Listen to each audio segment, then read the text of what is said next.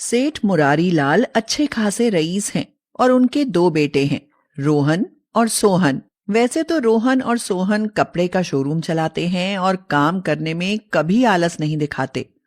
ऊपर से दोनों भाइयों में कोई ऐब भी नहीं है। मगर दोनों भाइयों को कॉन्टिनेंटल फूड्स खाने का चस्का लगा है। घर में बने खाने को तो दोनों मुंह लगाना ही नहीं चाहते। अरे भाई, खाना खाओ रोहन और सोहन। भला खाने को देखने भर से पेट थोड़ी ना भर जाएगा। खाओ खाओ बेटा, स्पेशल मटर पनीर की सब्जी और पूड़ियां बनाई हैं तुम्हारे लिए। अरे माँ, कुछ भी बनाओ, भला इंडियन खाने में टेस्टी क्या है। अरे माँ, कभी कोई कॉन्टिनेंटल आइटम भी बना लिया कीजिए, जैसे कि सिंगापुरी नूडल्स, पास्ता इन कैप्सिको सॉस वगैरह वगैरह। वैसे वेज संघाई रोल भी बड़े टेस्टी लगते हैं माँ। ये तुम जिन ऊट पटांग खानों के नाम बता रहे हो ना बेटा, वो तो थारी माँ ने सपनों में भी नहीं देखे, समझे? बेटा, जब तुम्हारी जोरू आए ना, उनसे बनवाना ऐसे विदेशी खाने। अब तो वही खाओ जो घर में बनता है। हैं, चलो खाना शुरू करो। बाप के यह कहने पर बेटे घर का खाना खा तो लेते हैं, पर हमेशा मन मसोस कर ही खाते हैं। मगर जब अपने कपड़े की दुकान पर घर का खाना लेकर जाते हैं तो उसे छोड़ दोनों भाइयों को अपनी पसंद का खाने का मौका मिल जाता है। अरे रोहन भाई, आज लंच में घर से लाया खाना खाने का मन नहीं है। चलो अपनी पसंद का कुछ खाते हैं। हाँ सुहान भैया, वैसे भी कई दिनों से अपनी पसंद का कुछ खाया नहीं है। आज तो मेरा भी मन कुछ स्पेशल खाने का हो रहा है। रोज रोज दाल सब्जी चपाती कौन खाए, हमसे तो नहीं खाई जाती। चलो आज कोई विदेशी खाना खाएंगे। यह कहकर दोनों भाई लंच के लिए मिंटू लाला के कॉन्टिनेंटल फूड्स ढाबे पर पहुंच जाते हैं। मिंटू लाला उन्हें अपने स्पेशल ग्राहक समझता था, इसीलिए उनका बड़े जोश में आकर स्वागत करता है। अरे भाया, इस बार तो आने में कई दिन लगा दिए। कहीं विदेश तो नहीं चले गए थे विदेशी खाना चखने को? अरे नहीं लाला, थे तो यहीं, बस आ न सके। कोई बात नहीं भाया, आओ विराजो और बताओ क्या खाओगे। मेरे लिए तो सिंगापुरी नूडल्स लगा दो। मेरे लिए पास्ता इन कैप्सिको सॉस और वेज संघाई रोल ऑर्डर कर दीजिए। अरे वेटर भाया, जल्दी से इनके लिए एक सिंगापुरी नूडल्स, एक पास्ता इन कैप्सिको सॉस और एक वेज संघाई रोल लगवा दो। मुरारी लाल के दोनों बेटे कॉन्टिनेंटल फूड्स के पीछे ऐसे पागल थे कि इंडियन खाने पर तो नजर तक न डालना चाहते थे। उम्र शादी की थी तो कभी कभी शादी का विचार भी मन में आ ही जाता था। एक दिन लक्ष्मी अपनी बहू के साथ उनकी दुकान पर कपड़ा खरीदने आती है। कैसा कपड़ा चाहिए आपको? ये मेरी बहू सुमन है, इसके लिए कुछ अच्छे वाली साड़ियां दिखा दो। साड़ियां तो हमारे यहाँ एक से एक अच्छी हैं, अभी दिखाता हूँ। यह कहकर मोहन उनको साड़ियां दिखाने लगता है। मगर रोहन लक्ष्मी की नई नवेली बहू को देखकर मन ही मन अपनी होने वाली दुल्हन की कल्पना करने लगता है। लड़की भले ही इससे थोड़ी कम खूबसूरत हो, पर कॉन्टिनेंटल फूड आइटम्स बनाने में एक्सपर्ट हो तो मजा आ जाए। पर लग तो ये भी मॉडर्न रही है, जरूर इसे भी कोई ऐसा खाना बनाना आता होगा। यही सोचकर रोहन एक नए डिजाइन की साड़ी उनके सामने रखते हुए कहता है, आप ये लेटेस्ट डिजाइनर साड़ी देखिए ना, किसी कॉन्टिनेंटल होटल में भी इसे पहनकर जाएंगी तो खूब जमेगी। वैसे क्या आप कॉन्टिनेंटल फूड्स पसंद करती हैं? नहीं, मैं तो बस इंडियन खाना ही पसंद करती हूँ और वही बनाना जानती हूँ। मेरी बहू लच्छेदार पराठे और छोले बड़े गजब के बनाती है।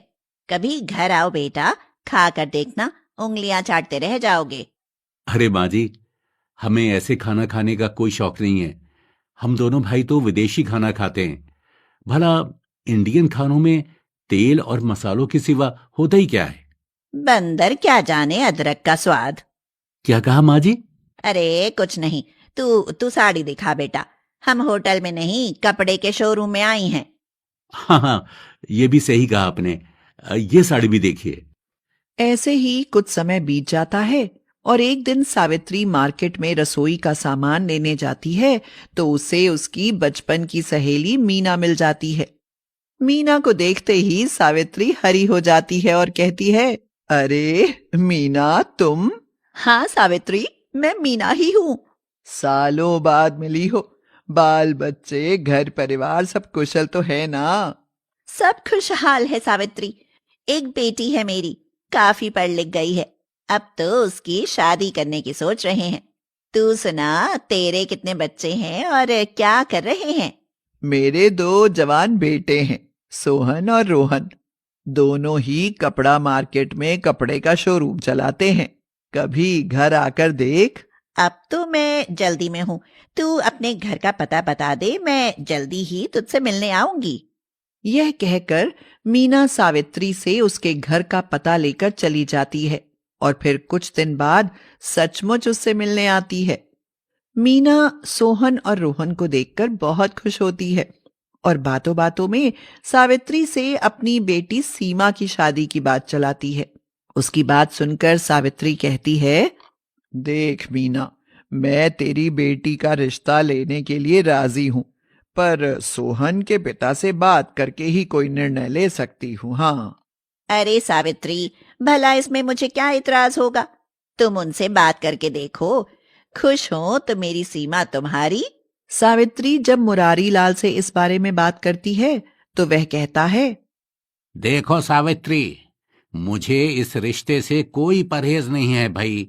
बस बात यह है कि सोहन के रिश्ते की बात मैं पक्की कर चुका हूं। अब रोहन से सीमा का रिश्ता हो सकता हो तो देख लो। इसमें देखना क्या है? आपने हाँ कर दी तो मेरी भी हाँ है। दोनों बेटों की एक ही मंडप में शादी करके अपनी जिम्मेदारियों से छुटकारा पा लेते हैं। इस तरह घर में सोहन और रोहन दोनों की शादी की चर्चा होने लगती है और मुरारी लाल और सावित्री की खुशी का ठिकाना नहीं रहता। मगर बेटे अभी भी वही कॉन्टिनेंटल फूड आइटम्स में उलझे रहते हैं। इसीलिए एक दिन सोहन कहता है, अरे माँ, शादी तो आप मेरी जिस किसी लड़की से करा देंगी चलेगा, पर उसे बाहर का मतलब कॉन्टिनेंटल खाना जरूर बनाना आना चाहिए। और उस सीमा से भी पूछ लो माँ, ऐसा कोई खाना बनाना जानती भी है या नहीं? अगर नहीं जानती तो शादी से पहले कोई ऐसा खाना बनाना सीख ले। अरे कमाल हो गया बेटा, जैसे मेरे लड़के वैसी ही मेरी होने वाली बहुएं। आप ये क्या कह रही हैं माँ? कुछ समझ में नहीं आ रहा। अरे पगले बेटे, इसमें समझाना क्या है? मैंने तो तुम्हारे लिए वही लड़कियां पसंद की है जिनको वही रोग है जो तुम दोनों को भी है। मतलब वे भी थारी तरह वो क्या हाँ हाँ, कॉन्टिनेंटल खाने खाना ही पसंद करती हैं। हाँ। सच माँ? फिर तो उनको तरह तरह की विदेशी डिशें बनानी आती होंगी। और नहीं तो क्या बावलो, भला यह बात जांच परख करके ही तो मैंने तुम्हारे लिए लड़कियां सिलेक्ट की हैं बेटा। फिर तो जल्दी से हमारी शादी करा दीजिए माँ, अब हमें कोई आपत्ति नहीं। इस तरह दोनों भाई फूले नहीं समाते और कुछ दिन बाद एक ही मंडप में दोनों की शादियां हो जाती हैं। सीमा और सुलेखा दोनों दुल्हन बनकर अपने ससुराल आ जाती हैं। सब रस्में पूरी होने के बाद बहू के पहले खाने या रसोई की बात आती है तो मुरारी लाल कहता है, सावित्री, अरे भाई, आज तो नई बहू की पहली रसोई का दिन है। आज की रसोई बड़ी बहू सुलेखा बनाएगी। गांव से आई है, कुछ मजेदार देसी खाना बनाएगी तो खाने में मजा आ जाएगा। देसी क्यों पिताजी? अंग्रेजी खाने में क्या कमी है? देखिएगा, सुलेखा जरूर कोई खास कॉन्टिनेंटल डिश ही बनाएगी। अरे तुम क्यों सुझाव देने पे उतर आए? बहू, तुझे जो पसंद हो बना ले बेटी, इन बाप बेटों की मत सुन। चलो, सुबह तुम बना लो, सीमा बहू शाम की रसोई बना लेगी। यह कहकर सावित्री सुलेखा को रसोई में भेज देती है और सुलेखा अपनी पसंद का खाना बनाने में लग जाती है। वह बड़े मन से छोले पूरी बनाती है और फिर खाने की मेज पर लगाती है। अरे वाह, छोले पूरी खाने में मजा आएगा। पर छोले पूरी भी कोई खाना है? भाभी, ये क्या इंडियन छोले पूरी? कोई विदेशी डिश भी तो बना सकती थी। अरे चुप कर, विदेशी डिश? कमबख्त, इतना ही अंग्रेज है तो शाम को सीमा से बनवा लेना अपनी विदेशी डिश। शहरी बहू है, वो जरूर बना देगी। वाह, बहू ने छोले पूरी तो बड़े स्वादिष्ट बनाए हैं। चलो बेटा, रज के खाओ। और हम कर भी क्या सकते हैं, अब तो छोले पूरी खाकर पेट भरना पड़ेगा। शाबाश, अब आएगा लाइन पर बेटा, खाओ खाओ, बड़ी मजेदार हैं। सुबह दोनों भाइयों को छोले पूरी खाने पड़ते हैं तो दोनों का मन खराब हो जाता है। दोनों ने अपनी पत्नियों से जो उम्मीद लगाई थी वह टूटती नजर आने लगती है। भैया, लगता है माँ और पिताजी ने हमें उल्लू बनाकर हमारी शादी करवा दी। हमारी पत्नियों को कोई भी कॉन्टिनेंटल डिश बनानी नहीं आती। रोहन, ऐसा मत सोच भाई। अरे सुलेखा गांव से आई है, हो सकता है उसे ना बनानी आती हो, पर सीमा तो शहरी है ना। देखना, रात के खाने में वो जरूर कोई स्पेशल डिश बनाएगी, सरप्राइज देगी, सरप्राइज। मुझे तो लगता है कि हम ही सरप्राइज बन गए भैया। अब दोनों भाई सीमा की रसोई का इंतजार करने लगते हैं और उम्मीद करते हैं कि रात के खाने में जरूर कोई विदेशी और उनकी पसंद का आइटम बनेगा। मगर यहां भी बेचारे मन मसोस कर रह जाते हैं, क्योंकि सीमा कोई विदेशी डिश बनाने की बजाय छोले भटूरे बनाती है, जो सबको बहुत पसंद आते हैं, मगर उन दोनों को बिल्कुल भी पसंद नहीं आते। बस छोले भटूरे? अरे, क्या मुर्गा सुर्गा बनाती थारे खातिर? बहू की पसंद का खाना है बेटा, रज के खा लो, रज के। पर आप तो कहती थी माँ कि आपकी बहुएं भी विदेशी खाने बनाने में एक्सपर्ट हैं। तो क्या हुआ, जब बेटे निकम्मे हो तो कहना ही पड़ता है। छोले भटूरे खाकर तो देख, ऊट पटांग विदेशी खानों से ज्यादा स्वाद आएगा। तुम्हारी माँ ठीक कहती है बेटा, अब शुद्ध देसी भारतीय खाना खाने की आदत डाल लो, सेहत और जिंदगी दोनों अच्छे से चलेंगी। हाँ। यह सुनकर तो सोहन और रोहन दोनों भाइयों का मूड ही खराब हो जाता है, और उस दिन के बाद वे दोनों अपनी पत्नियों को घर में पड़ी फालतू की चीजें समझने लगते हैं। एक दिन रोहन सीमा से कहता है, शादी से पहले कोई कॉन्टिनेंटल डिश बनाना नहीं सीखा तो अब शादी के बाद ही सीख लो। क्यों, मेरे छोले भटूरों में क्या कमी है? ऐसे छोले भटूरे बनाती हूँ कि लोग उंगलियां चाटते रह जाते हैं। पर मैं तो रोज तरह तरह के विदेशी खाने खाना पसंद करता हूँ। तो वहीं जाकर खा लो, मिंटू लाला के ढाबे में, जहाँ अक्सर खाकर आते हो। मुझे ऐसे वैसे खाने बनाने और खाने का कोई शौक नहीं है। सीमा का ऐसा दो टूक जवाब सुनकर रोहन को तो जैसे सांप ही सूंघ जाता है। उसे मन ही मन सीमा पर बहुत गुस्सा आता है और वह भीतर ही भीतर बड़बड़ाता है, जी में तो आता है सीमा का मुंह तोड़ दूं, पर माँ और पिताजी से डर लगता है। पता नहीं कहां से देसी आफत गले में पड़ गई। इस तरह दोनों भाई अपनी अपनी पत्नियों से मन ही मन नफरत करने लगते हैं। दोनों के दिमाग पर बस विदेशी खानों का भूत ही सवार रहता है, मगर अपनी पत्नियों का प्यार कभी दिखाई नहीं देता। वे बड़े प्यार से जो भी खाना बनाती हैं उसी को खाने में आनाकानी करते हैं। इस कारण बेचारी सीमा और सुलेखा दोनों काफी दुखी रहने लगती हैं। और एक दिन सुलेखा सीमा से कहती है, सीमा, हमारे पतियों की यह विदेशी खाने की पसंद तो शराब की लत से भी बहुत बुरी है। शराबी भी अपनी पत्नी को प्यार कर लेता है, पर ये तो वे भी नहीं करते। क्या करें दीदी, हमारे पति तो हमसे हमेशा उखड़े उखड़े रहते हैं। सारा कसूर तो हमारी सास जी का है।